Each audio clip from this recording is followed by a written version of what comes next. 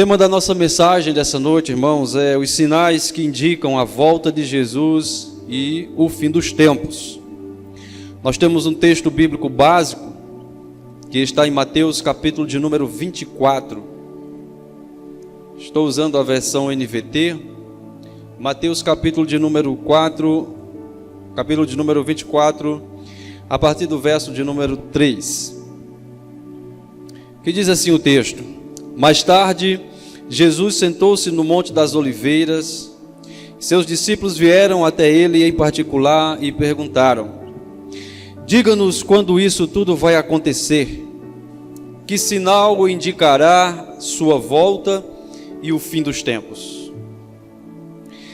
Meus amados irmãos, o objetivo desta mensagem, o propósito dela, é nos alertar a respeito de sinais, de evidências, características de fato dos últimos dias, certo? Então, não vou entrar em correntes, em linhas teológicas, que abordam a questão pré-tribulacionista, mesotribulacionista ou pós-tribulacionista, até porque eu não sou adepto de nenhuma destas visões e tenho a liberdade de assim não ser, Então, o que nós iremos... Também não vou abordar também essa parte de correntes e visões teológicas a respeito do amilenista, e milenista, essas questões todas do milênio de Cristo. E então a gente deixa para os teólogos. Eu não sou teólogo. Então, o que nós iremos tratar de uma forma mais simples e de que é de comum entre as visões, de todos os cristãos, que é de fato crer na volta de Jesus e crer também nos sinais que antecedem esta volta, tá certo? Então isso é comum entre todas as linhas de fato teológicas de base cristã, ok? Dito isto, o nosso primeiro ponto, eu quero tratar com os irmãos, a respeito das características da natureza humana, ou seja, a essência e o que compõe o ser. O que a palavra do Senhor nos alerta no contexto dos últimos dias, a respeito da natureza humana, da essência do homem e do que compõe a sua essência, a sua natureza. Ou seja, o que está como característica de emocional, sentimental e de obras compartilhada, do homem, do ser humano, dos últimos dias, dos últimos tempos. Nós vamos encontrar, por exemplo, em Mateus, no capítulo de número 24, todo o contexto fala a respeito dos sinais, e nós temos, por exemplo, no versículo de número 12, o próprio Jesus dizendo assim: o pecado aumentará e o amor de muitos esfriará. A partir desse ponto, eu queria que os irmãos fossem fazendo uma reflexão deste versículo como sendo a causa, o pecado, e as consequências disso, o amor se esfriando. Esta mensagem praticamente ela baseia-se toda nessa questão de pecado se multiplicando, como consequência o amor esfriando. E tudo aquilo que nós vamos ver como sinais são resultados justamente da consequência da multiplicação da iniquidade. Porque quando o pecado ele vem, o amor esfria, e quando esse amor esfria, o homem perde com isso a sua essência, fica corrompido, e daí nós vamos ver tudo aquilo que decorre desse esfriamento. Em 2 Timóteo, no capítulo de número 3, Paulo está também tratando e falando dos últimos dias, dos últimos tempos.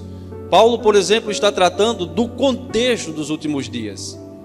E ele vai dizer para nós, o capítulo 3, verso 1 em diante, ele diz assim: Saiba que nos últimos dias haverá tempos muito difíceis, porque as pessoas só amarão a si mesmas e ao dinheiro. Elas serão arrogantes e orgulhosas, zombarão de Deus, desobedecerão a seus pais e serão ingratas e profanas. Não terão afeição nem perdoarão, caluniarão outros e não terão autocontrole. Serão cruéis e odiarão o que é bom. Trairão os amigos, serão imprudentes e cheias de si, e amarão os prazeres em vez de amar a Deus. Serão religiosas apenas na aparência, mas rejeitarão o poder capaz de lhes dar a verdadeira devoção. E Paulo finaliza dizendo e aconselhando o seu filho na fé, Timóteo: fique longe de gente assim. Então veja, por se multiplicar a iniquidade, o amor de muitos esfriará, e como consequência, como decorrência deste amor frio do ser humano e deste ser corrompido ao extremo, aí terá essas características a alma humana. O ser humano, a essência do homem, vai ser composta dessas características. E Paulo vem dizendo para nós no verso 2: porque as pessoas só amarão a si mesmos e ao dinheiro. Então veja como o homem perdido no seu pecado, o homem perdido nas suas iniquidades, o homem que detém, a sua vida a permanecer na prática do pecado e assim afastado de Deus, não vai ter outro caminho, outro estilo, outra maneira de viver a não ser essa: amante de si mesmo e amando o dinheiro.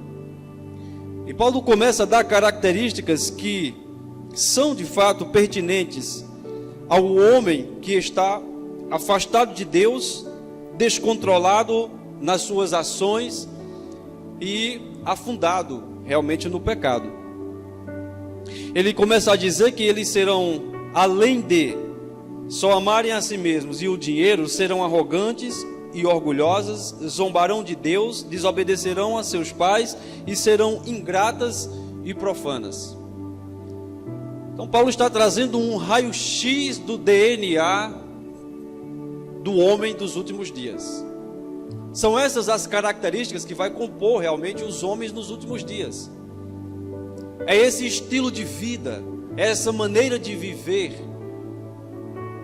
É uma maneira de viver totalmente voltada para o egoísmo, para a ganância, para a avareza, para viver somente para aquilo que bem entender, que bem quiser, e mais do que isso. Paulo disse que característica do homem dos últimos dias seria um homem que de uma forma exacerbada, exagerada, estaria praticando o hedonismo que é um culto ao prazer. O homem buscando o prazer de todas as formas, de todos os meios, de forma inconsequente, sem medir as consequências, mas ele baseia a sua vida no prazer. Prestará um culto realmente ao prazer. E aí é onde a gente vê a perdição do homem. E toda essa força, essa gana que existe no homem todos os dias, de procurar o prazer de alguma forma, de algum jeito. Em qualquer coisa, o que ele quer é ter prazer. E nós somos essa geração como nenhuma outra foi, de prestar um culto ao prazer. Na época do Império Romano, por exemplo, aquela geração, ela teve também características, prestaram realmente culto ao prazer. O hedonismo estava presente ali naquele império. Quando a gente acompanha a história do Império Romano, nós vemos essas características também. Desde os reis, desde os imperadores, desde aqueles que eram os chefes de estados, até mesmo o povão, eles prestavam um culto ao prazer. E nós estamos nesta geração também. E esta geração, ela tem facilidades a mais para que isso seja uma verdade constante e diária de estilo de vida. Nós podemos destacar aquilo em que as pessoas todos os dias elas procuram o prazer. As redes sociais, por exemplo, elas são este meio em que as pessoas estão constantemente buscando um prazer. Buscando um prazer. Se sentir bem, satisfeita de alguma forma, estão ali. Então, além de terem outros entretenimentos e outras formas de ter prazer na sua vida, elas têm na palma da mão, nós temos na palma da mão esta oportunidade, esta janela de oportunidade, este meio de facilidade de se praticar o hedonismo. Então são características da essência, daquilo que compõe o ser humano dos últimos dias. Paulo vai continuar dizendo que estes homens, eles não terão afeição nem perdoarão, caluniarão outros e não terão autocontrole, serão cruéis e odiarão o que é bom, trairão os amigos, serão imprudentes e cheios de si e amarão os prazeres em vez de amar a Deus. E ele continua dizendo e chega até mesmo ao contexto religioso e diz: serão religiosas apenas na aparência, mas rejeitarão o poder capaz de lhes dar a verdadeira devoção. Paulo está falando de uma falsa religião. Paulo está falando de uma geração e de uma sociedade do politicamente correto, daqueles que querem pregar e ministrar uma forma de amar, uma forma de amor, uma forma de respeito, uma forma de consideração entre as pessoas. Mas que nós possamos ficar atentos, irmãos, porque nada que vem desse sistema mundano, existe verdade e essência de Deus em tudo isso. São apenas aparências, são apenas maquiagens, é apenas purpurina que é passado, mas como Paulo está dizendo, trazendo em si esta aparência de religiosidade, que é algo realmente que vai produzir um bem, uma devoção, uma piedade na vida do homem, não produz. É apenas uma aparência. Quando vai se falar na verdadeira devoção, na eficácia realmente da religião, da fé, não existe. Não existe essência aí. Há apenas uma aparência. E é o que a gente vê esse sistema mundano pregando. Você vê a pregação da igualdade, a pregação de que as pessoas devem aceitar todas as condutas e estilos de vida.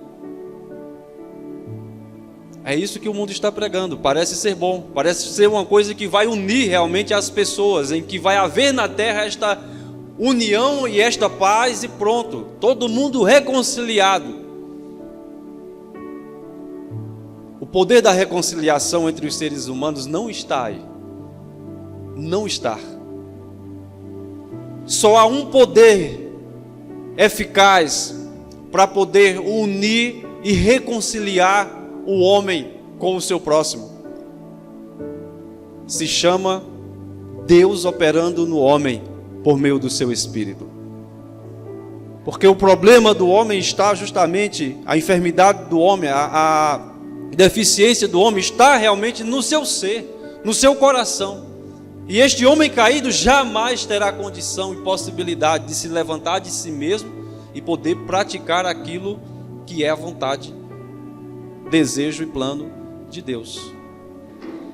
Então Paulo está dizendo para nós que os homens nos últimos dias terão essas características, as características da essência, daquilo que compõe a alma humana, o ser humano.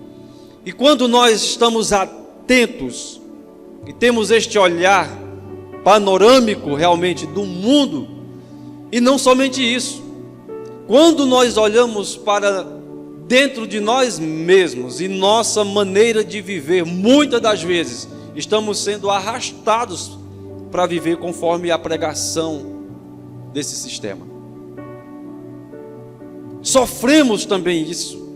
Somos tentados também a isso. Somos levados muitas das vezes a isso também. A viver uma falsa aparência de piedade nas nossas vidas, ou de aceitação deste sistema mundano. Então Paulo está dizendo, nos últimos dias, nos últimos tempos, serão tempos dificílimos, porque a alma do homem estará corrompida como nunca esteve. Porque o homem que já é caído, o homem que já é mau, o homem que já é rebelde, o homem que já, da sua natureza pecaminosa, já trai, já é caluniador, Paulo está dizendo, será cada vez mais. Será cada vez mais, porque se multiplicará a iniquidade e o amor assim esfriará. Então, a causa é a iniquidade se multiplicando, ou seja, o homem cada vez mais praticando o pecado e sendo rebelde para o seu Deus. A consequência é o amor esfriando, o homem ficando nesse estado de congelamento, de dureza de coração. E aí é acompanhado destes sentimentos, destas obras. A segunda característica, irmãos, diz respeito, nos últimos dias, da natureza física, da natureza biológica das coisas e social. O contexto dos últimos dias traz para nós sinais não só da essência do homem, do comportamento humano e da alma humana, da essência dele, mas traz também a respeito dos fenômenos naturais, dos fenômenos da natureza. Há sinais também na natureza. E o texto que nós vamos ler, ou os textos que iremos ler, está na narrativa de Lucas, no capítulo de número 21. Lucas, capítulo de número 21, e o verso de número 25 e 26, que diz assim: haverá sinais no sol, na lua e nas estrelas, e na terra as nações ficarão angustiadas, perplexas com o rugir dos mares e a agitação das ondas. As pessoas ficarão aterrorizadas diante do que estará prestes a acontecer na terra, pois os poderes dos céus serão abalados. Em Mateus, no capítulo de número 24, o verso de número 6 e o verso de número 7. Mateus, capítulo de número 24, verso de número 6 e verso de número 7, está escrito: vocês ouvirão falar de guerras e ameaças de guerras, mas não entrem em pânico. Sim, é necessário que essas coisas ocorram, mas ainda não será o fim. Uma nação guerreará contra a outra, e um reino contra o outro. Haverá fome e terremotos em várias partes do mundo. Então Jesus está deixando bem claro para nós aquilo que estaria acontecendo como fenômenos da natureza e sinais que estariam antecedendo a sua volta, o seu retorno. Ele vai dizer que haverá sinais no sol, na lua, nas estrelas. E dizer também que as nações, a terra, ela vai estar num estado de perplexidade. Perplexa, cheia de pavor, de medo, com os fenômenos que estariam acontecendo. E ele vai dar um exemplo, por exemplo, dizendo que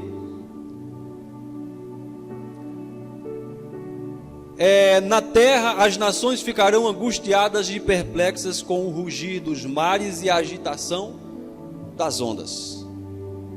os fenômenos que estariam acontecendo estariam interferindo nas marés, e os terremotos que estariam acontecendo também estariam interferindo e causando grandes ondas, tsunamis, como nós conhecemos.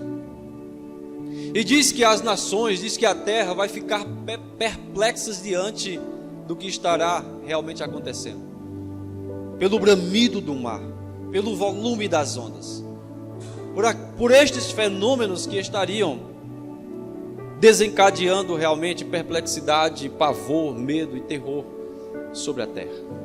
E as alterações, elas estão patentes, estão nuas, estão diante dos nossos olhos, assim como nós enxergamos um ao outro nessa noite. E elas estão se intensificando, estão ganhando intensidade. E é isso que Jesus está dizendo. Em toda a terra haverá realmente um aumento destes fenômenos. E não somente um aumento no sentido de quantidade, mas de intensidade também. Terremotos em vários lugares da terra, né? Há pouco tempo, há poucos dias, houve uma região aí em que houve, se eu não me engano, foram centenas de terremotos em um só dia, irmãos. Foi captados realmente abalos sísmicos, mais de 100 em um dia só. Erupções vulcânicas também acontecendo assim de uma forma bem anormal. E nós aqui estamos sofrendo uma onda de calor jamais sentida, jamais percebida. Estava ouvindo meu pai falando estes dias, 81 anos de idade, e ele dizendo: desde que eu me entendo por gente, eu nunca vi um período tão longo de estiagem e um calor tão extremo como está acontecendo. A minha irmã, que mora no Rio de Janeiro, ela colocou hoje no grupo que a sensação térmica no Rio de Janeiro bateu 59 graus. A minha filha estava mostrando hoje uma jovem, uma adolescente que morreu. Estava a participar de um show lá no Rio de Janeiro e não suportou, morreu por causa deste calor extremo. E o que nós vamos acompanhar cada vez mais são essas alterações dos fenômenos da natureza. Cada vez mais, irmãos. Aí esse fim de semana, na região sudeste do nosso país, houve pancadas de chuva de uma forma extrema e rajada de ventos assim, que derrubou árvores, postes, causando um caos. Em Santa Catarina, por exemplo, um alagamento extremo, cidades sendo alagadas. Ou seja, irmãos, há um descontrole na natureza como nós conhecemos. Aí eu queria que você voltasse ao primeiro ponto que nós tratamos, que eu falei que a mensagem estaria baseada. A essência, a característica do ser humano dos últimos dias estaria assim por causa de se multiplicar a iniquidade do amor se esfriando. As características, os fenômenos da natureza, eles só estão assim por causa também disto. Porque não venhamos nos enganar, somos nós que estamos causando todas as interferências possíveis na natureza e simplesmente estamos sofrendo as consequências das nossas ações. Eu vi um cientista falando estes dias que precisaria, para suportar tudo o que está acontecendo na Terra de ação humana, a Terra teria que ser 7 vezes maior do que ela é, para suportar tudo aquilo que está tendo de ação humana.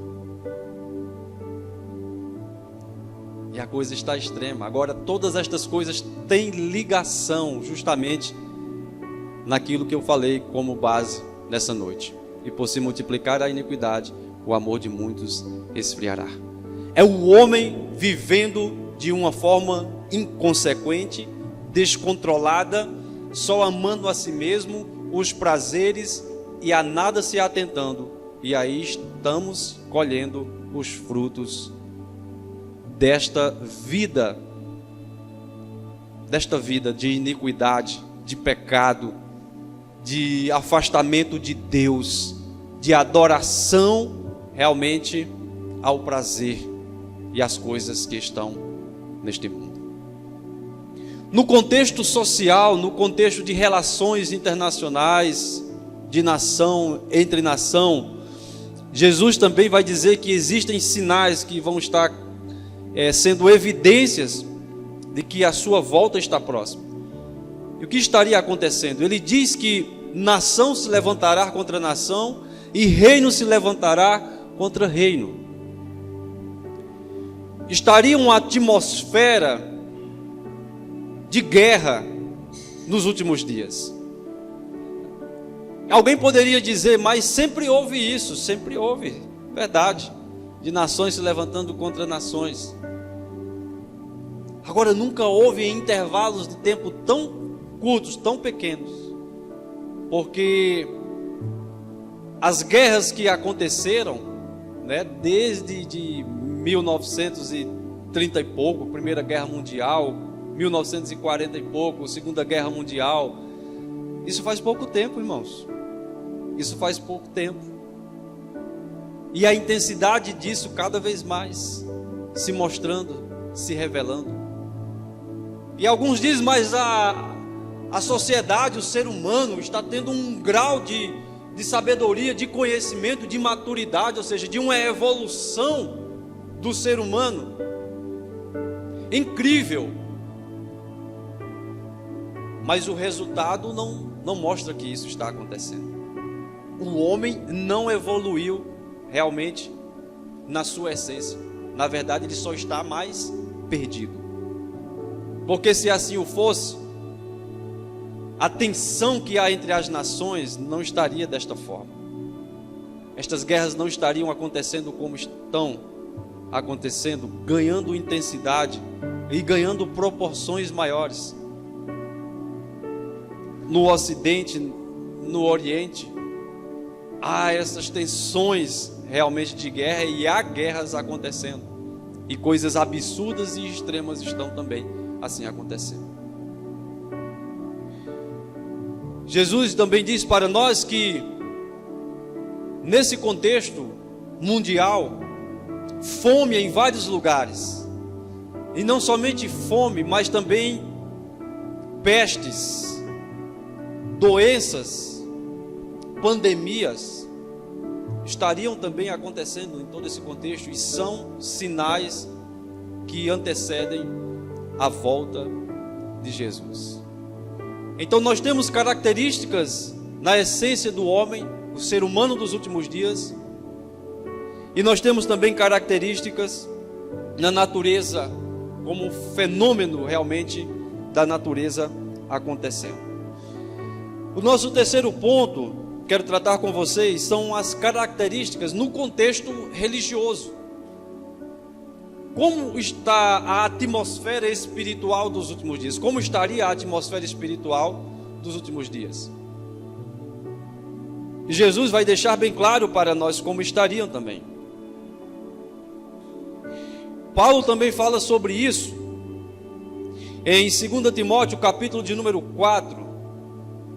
Paulo vai dizer o seguinte, 2 Timóteo, capítulo de número 4, verso 3 e verso 4. E Paulo escreve e diz: pois virá o tempo em que as pessoas já não escutarão, em algumas versões, não suportarão o ensino verdadeiro ou a sã doutrina. Seguirão os próprios desejos e buscarão mestres que lhes digam apenas aquilo que agrada seus ouvidos. Rejeitarão a verdade e correrão atrás de mitos.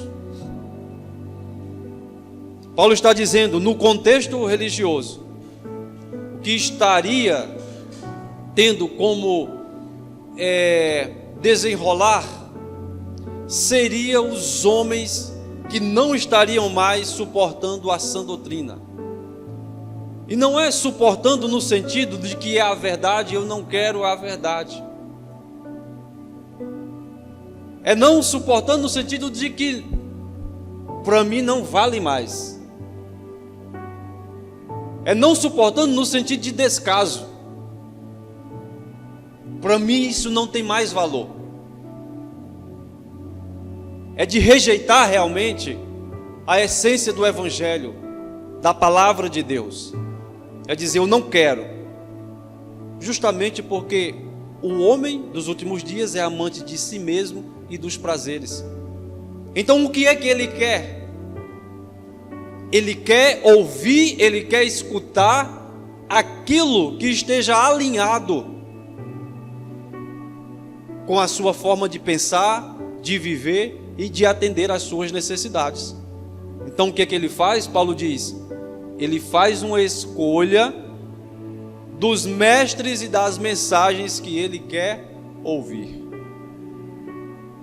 Aquilo que agrada os seus ouvidos, aquilo que vá de encontro ao que é o desejo do seu coração e aquilo que ele quer como caminho de vida, como estilo de vida, como maneira de viver. É isso que Paulo está dizendo, vão desprezar, não vão fazer caso algum da sã doutrina, do evangelho verdadeiro, não, vão querer o falso, porque o falso lhes agrada, porque o falso tem concordância com os desejos, os planos e os desígnios do seu coração. Então o contexto religioso dos últimos dias estaria desta forma, de modo que os falsos profetas e os falsos mestres, eles só existem porque os falsos cristãos estão presentes. São eles que fazem os falsos profetas, são eles que fazem os falsos mestres. Por quê? Porque se eles existem é porque há um público que os ouve.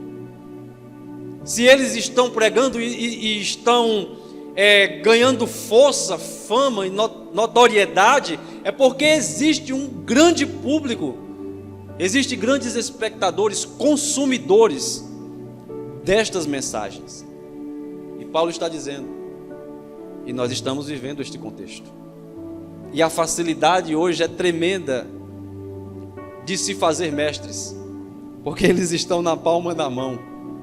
Eu posso escolher a quem eu quero ouvir, que tipo de mensagem, fala a respeito de quê, qual é o tema, mas a intenção sempre é aquilo que vá de encontro com o que eu quero ouvir, com a maneira que eu quero viver e que tenha realmente concordância com os desejos do meu coração. Aí isso não dá certo. Isso não dá certo. Aí vira doutrina de demônio, aí vira mito, aí vira fábula, aí vira essa mensagem coach que há de massagear o ego do ser humano e não de confrontar como o evangelho confronta.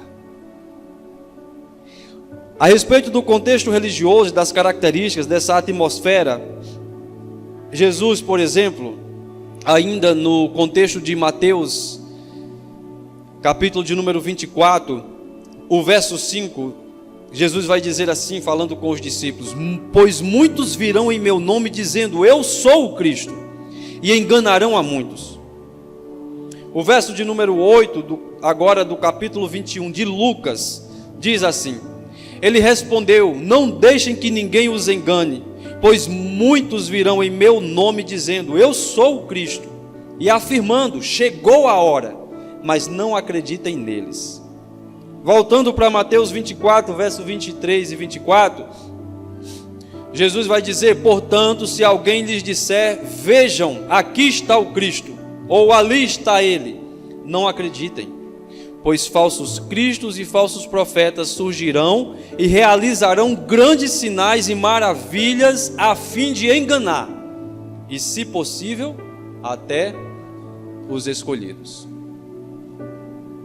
Então, o contexto religioso, as características dos últimos dias do contexto religioso estaria desta forma. O contexto em que nós estamos inseridos, o contexto em que nós todos os dias estamos atentos, ouvindo, Jesus diz, estará desta forma.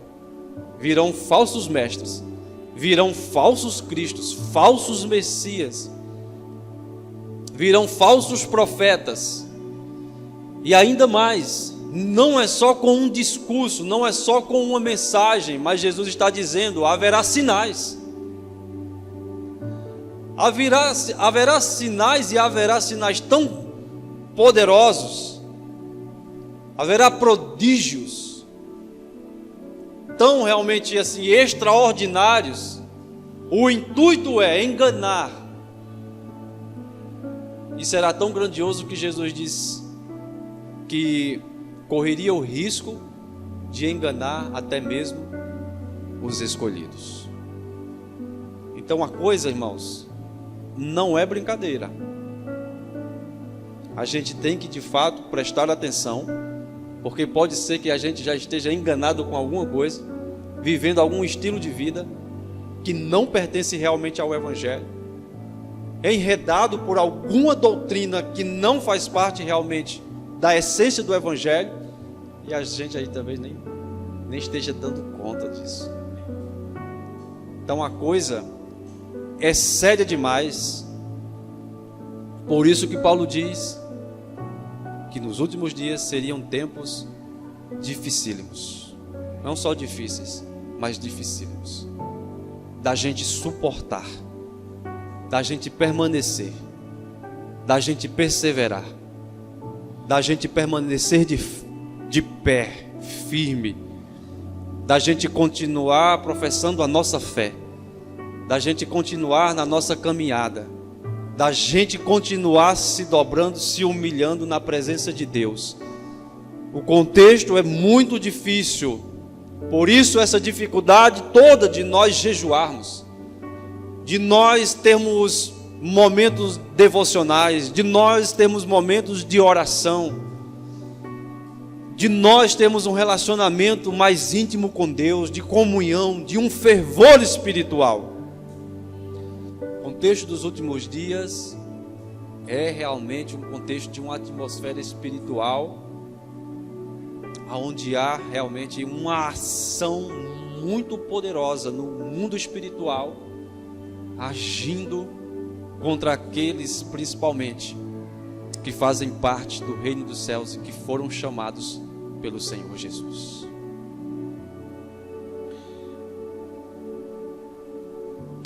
A respeito dessa atmosfera espiritual dos últimos dias, irmãos, nós ainda temos um texto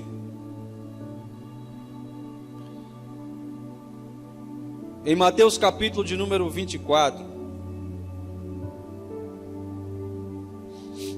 o verso de número 37, Jesus diz assim, ó: quando o Filho do Homem voltar, será como no tempo de Noé. Nos dias antes do dilúvio, o povo seguia sua rotina de banquetes, de festas e casamentos, até o dia em que Noé entrou na arca. Não perceberam que estava para acontecer até que veio o dilúvio e levou a todos. Assim será na vinda do Filho do Homem. Jesus está dizendo, está trazendo para nós uma comparação de características de conduta de vida do homem e do contexto que estaria acontecendo e desta atmosfera espiritual que estaria envolvendo, estaria em volta realmente do homem, que é um contexto de distração sobre as evidências que estão diante dos nossos olhos. Estava até conversando com o Márcio Cristiano, a gente foi lá Que dia foi? Foi na quinta, foi? Acho que na quinta-feira. E Márcio até ressaltou, né, comentou a respeito disso. Que estranhava demais a gente estar vendo tudo o que está acontecendo, né? E a gente está num estado assim como de anestesiados, né? Aquela coisa assim que a gente está vendo, os nossos olhos estão vendo, mas parece que o nosso coração, a nossa alma não está sentindo. E a prova justamente de não estar sentindo é porque as nossas atitudes e as nossas ações, elas deveriam estar sendo diferentes em relação à nossa vida espiritual. E não está, ou seja, é como esteja uma insensibilidade no nosso ser, na nossa alma, no nosso espírito. E outras coisas estariam assim chamando a nossa atenção e nos distraindo. E Jesus está dizendo isso, quando ele fala dos dias de Noé, era justamente uns dias em que Noé estava realizando ali um chamado que Deus deu para a sua vida, justamente pelo contexto todo de multiplicação do mal, da iniquidade, do pecado que estava acontecendo naquela época. E Deus decide enviar o dilúvio e diz a Noé que construa agora a arca. Era um homem justo, e todos que estavam em volta, toda a sociedade estava vendo, estava chamando a atenção todo aquele projeto que Noé estava fazendo, estava realizando. Mas o estado espiritual, o estado de alma do homem daquela época, não estava a perceber tudo aquilo. O que eles queriam era continuar o prazer, é sentir prazer, é viver de uma forma assim libertina, a libertinagem tomando conta. O que nos interessa é o prazer. Vamos farrar de todas as maneiras, de todas as formas, com tudo que nós temos.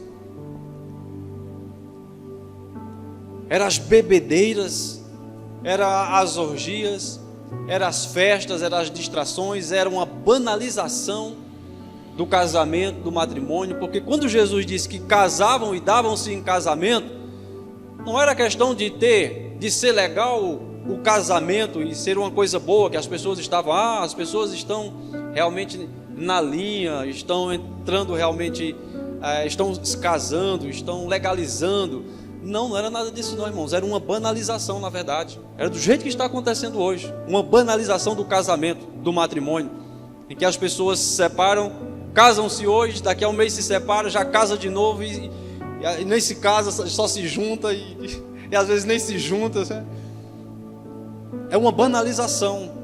Casavam-se e davam-se em casamento, não estão nem aí, é uns tipos de relacionamento abertos, como a gente tem hoje também, casamentos com um tipo de relacionamento aberto. Você pode ficar com quem você quiser, eu fico também com quem eu quiser, não existe este compromisso realmente, isso é somente uma coisa assim religiosa, da lei dos crentes, a gente não tem nada a ver com isso, ou seja, a questão é o prazer. São as distrações que estão no ar e que estão fazendo com que a alma humana seja insensível, e não somente insensível, seja libertina. Há uma dissolução no homem, a promiscuidade tomando conta do homem. Jesus está dizendo as características que houve no tempo de Noé, a geração dos últimos dias será da mesma forma. E esse é o contexto que nós estamos vivendo, assim como nos dias de Noé. E não somente isso, mas em Lucas, no capítulo de número 21, verso 34, Jesus falando com os discípulos, chamando a atenção deles, eles estavam, lembrem-se que no início da nossa mensagem, tudo isso partiu de uma curiosidade, de uma pergunta dos discípulos: Mestre, quais são os sinais que vão evidenciar a tua volta, o teu retorno e do fim dos tempos? Veja que tudo isso parte de uma pergunta dos discípulos, da curiosidade dos discípulos, e Jesus traz todo esse contexto. Lucas capítulo de número 21, verso 34, Jesus vai dizer: tenham cuidado, não deixem seu coração se entorpecer com farras e bebedeiras, nem com as preocupações desta vida. Não deixem que esse dia os pegue desprevenidos, como uma armadilha, pois esse dia virá sobre todos que vivem na terra. Olha a advertência de Jesus. Jesus primeiro está dizendo o contexto que vai envolver os homens nos últimos dias será um contexto de distrações. E essas distrações, elas terão o poder de mexer de tal forma na espiritualidade, na essência do homem, na alma humana, que o homem vai estar em um estado de entorpecimento. Já ouviu falar em entorpecentes, né? É droga. É droga, é como se o homem tivesse no estado de embriaguez. E o homem no estado de embriaguez, ele fica o quê? A primeira coisa que acontece é que ele não tem mais lucidez. É aquela coisa, né, do alcoólatra chegar: eu não sou mais responsável pelos meus atos. E aí a gente vê a pessoa realmente transformada. Ela não é aquilo, mas ela está embriagada.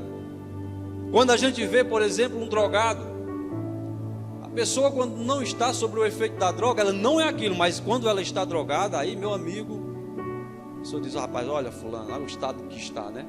A gente começa a lamentar. Fulano é uma pessoa até boa, né? Mas ó, quando bebe. Fulano é uma pessoa até boa, mas quando usa droga, há um entorpecimento. Ela perde a característica, a essência do que é, por causa disto. E Jesus está dizendo, no contexto dos últimos dias, as distrações deste mundo, o que esse mundo vai oferecer para vocês, para aqueles que irão consumir os pratos dos últimos dias, vai trazer como consequência na vida deles um estado de entorpecimento, um estado de insensibilidade,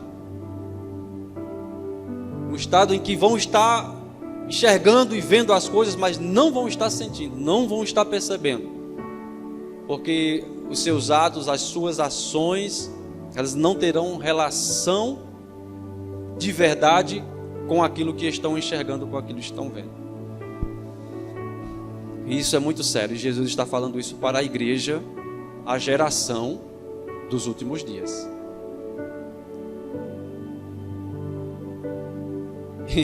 E que é quase certeza de sermos nós, né? Tudo está provando que sim. Os sinais estão provando que sim. Não somente isso, irmãos, mas Jesus está dizendo também que o homem, o contexto dos últimos dias, o homem estaria de uma forma tão exagerada, preocupados com a vida, que também se tornariam homens duros, insensíveis, de não perceber realmente, não ter esta percepção, este discernimento da atmosfera espiritual e do que Deus está fazendo, do que Deus está realizando. E é isso que Jesus está chamando a atenção.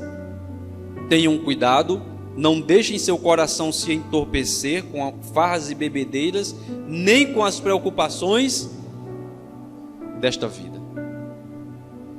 São dois fatores que Jesus está colocando aqui. A distração no sentido de prazer realmente, do homem se entregar aos prazeres deste mundo. E o outro fator é o homem deixar o seu coração se sobrecarregar de uma forma tão exagerada, exacerbada dos cuidados deste mundo, desta terra, que também terá o poder de desviar a alma e o coração do homem para com o seu Criador. E é uma palavra de advertência de Jesus. Tenham cuidado, acautelai-vos. Mateus capítulo de número 25, Nós já estamos já a finalizar. Mateus capítulo de número 25. É o contexto ali da parábola, né, das 10 virgens. O verso 10, 11 e 12 está escrito: quando estavam fora comprando óleo, o noivo chegou. Então as 5 que estavam preparadas entraram com ele e no banquete de casamento. E a porta foi trancada. Mais tarde, quando as outras 5 voltaram, ficaram do lado de fora, chamando: Senhor, Senhor, abra-nos a porta. Mas ele respondeu: a verdade é que não as conheço. Essa é a atmosfera e o contexto espiritual dos últimos dias. Jesus está dizendo: haverá pessoas que estarão atentas, haverá pessoas que não estarão entorpecidas, haverá pessoas que estarão realmente com uma relação de estilo de vida, de maneira de viver condizente com aquilo que o noivo espera quando voltar. Essas características são daqueles que são prudentes, que estão de fato aguardando, ansiosos, e a sua vida realmente demonstra que estão aguardando de verdade. Mas por outro lado, mostra também que haverá este grupo que estará displicente, que estará envolvido nas distrações, nos entretenimentos deste mundo, e até mesmo nos entretenimentos da própria religião, guiada pelos falsos mestres, os falsos profetas, os falsos ensinos, os falsos ambientes realmente de culto verdadeiro a Deus. A parábola das 10 virgens, a conclusão dela é essa: que nós possamos ser as prudentes, que estejam realmente ansiosos e aguardando a vinda de Cristo. Que nós possamos ser a geração que aguarda de uma forma santa, voltada realmente para Deus, sem se contaminar com este mundo. Que nós possamos ser esta geração realmente, irmãos, que deseja Deus, que vive com Deus, que vive para Deus. Que nós possamos intensificar o nosso relacionamento com o Senhor, para podermos estar assim, a ouvir o noivo chegando, batendo na porta, e ao abrir a porta nós possamos realmente ver o noivo e ele nos convidar e nos chamar para entrar realmente para o banquete espiritual, para as bodas do Cordeiro. Aleluia. Que maravilha nós estarmos ouvindo esta mensagem, porque quando nós ouvimos uma mensagem que tem essas características, é uma oportunidade que Deus nos dá de nós nos convertermos dos nossos caminhos maus e voltarmos o nosso coração para Ele. É a misericórdia de Deus atingindo as nossas vidas. Acho que é Pedro que vai dizer: muitos julgam a vinda do Senhor demorada demais, está demorando muito.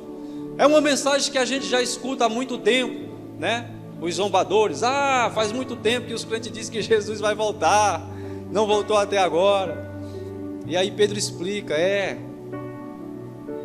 alguns julgam demorada, mas na verdade é porque o Senhor está tendo misericórdia e está realmente aguardando até que se complete o número dos escolhidos. É a misericórdia de Deus nas nossas vidas que está fazendo com que, de fato, o Senhor venha no momento certo, preparado já por Deus. A hora, o dia, ninguém sabe, nem mesmo o Filho, disse Jesus, nem os anjos, somente o Pai que está nos céus. Amém. Último ponto, e a gente já vai estar encerrando. Qual o posicionamento e as atitudes que Jesus orientou para a sua igreja, para os seus? Em Mateus capítulo de número 25, primeiro posicionamento ou atitude que Jesus nos orientou a ter é a vigilância. Mateus 25, verso 13: portanto, vigiem, pois não sabem o dia e nem a hora da volta. Olha, se alguém marcar a data, esqueça. Ninguém tem este poder. É uma falsa mensagem. O dia e a hora, Jesus diz, ninguém sabe. Mas o que nós devemos fazer diante deste contexto? Vigiar. Estarmos atentos. Jesus disse que seria comparado como um ladrão que surpreende o pai de família. Qual o ladrão que vai avisar? Olha, quando for 3 horas da madrugada eu vou invadir a tua casa. Não avisa. Chega de repente, pega de surpresa. Se avisasse, a gente com certeza teria ligado já para a polícia, e a polícia já estava de guarda aqui para, em vez de ser surpreendido, surpreender o ladrão. Jesus diz, olha, imagine esta comparação. Assim será. Será a hora que menos estiverem esperando. Serão surpreendidos. Então, Jesus orienta-nos a sermos pessoas vigilantes, atentas realmente, não desapercebidas. Segundo, Lucas capítulo de número 21, verso 36, estejam sempre atentos e orem para serem considerados dignos de escapar dos horrores que sucederão e de estar em pé na presença do Filho do Homem. Acompanhado da vigilância, Jesus nos orienta a estarmos em quê? Em oração, em comunhão, em relacionamento com Deus, buscando ao Senhor. Em oração, irmãos. É difícil orar, é muito difícil.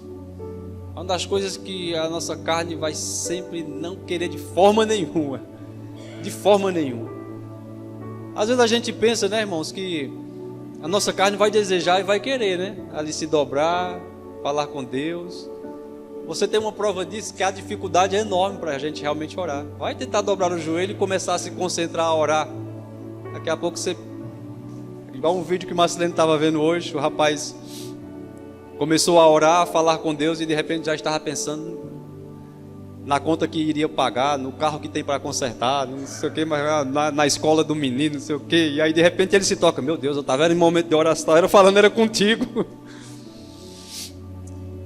É luta, é batalha espiritual, não existe essa facilidade em oração. Por isso que a gente tem que realmente insistir, forçar para realmente orar, né? É muito duvidoso quando a gente diz, tem cara diz, rapaz, eu oro muito, eu tenho uma facilidade, eu gosto muito de orar. De fato, quando a gente se concentra, está em oração, a sensação é maravilhosa, é uma bênção, quando a gente se conecta ali. Mas para dizer, para entrar nessa atmosfera, olha, é batalha espiritual. Vigilância e oração. Por último,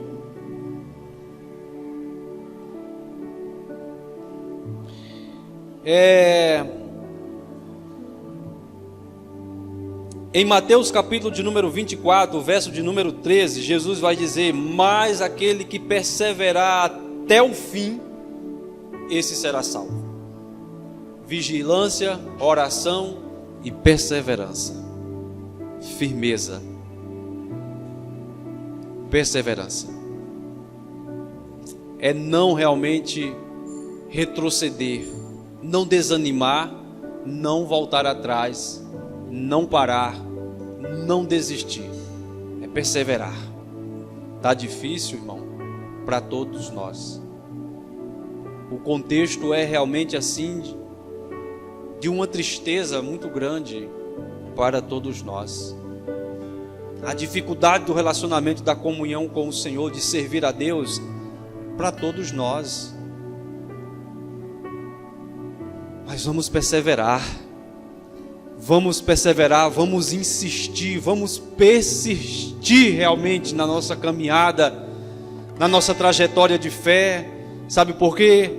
Porque a coisa que vale mais a pena neste mundo, nesta terra, é guardar o nosso coração do mal. O que vale nessa terra realmente é nós nos separarmos para o Senhor. O que vale realmente nessa terra, a coisa mais preciosa e mais valiosa, é nós aguardarmos com o nosso coração desejoso a volta do nosso Senhor Jesus Cristo. O que mais vale a pena nessa terra é enchermos o nosso coração desta esperança, desta promessa, e podermos dizer: Maranata, ora vem, Senhor Jesus. Essa é a realização maior do ser humano, do homem. É por isso que os homens nunca encontram um ser realizado e pacificado, porque só buscam nas coisas desta terra, e aqui não há.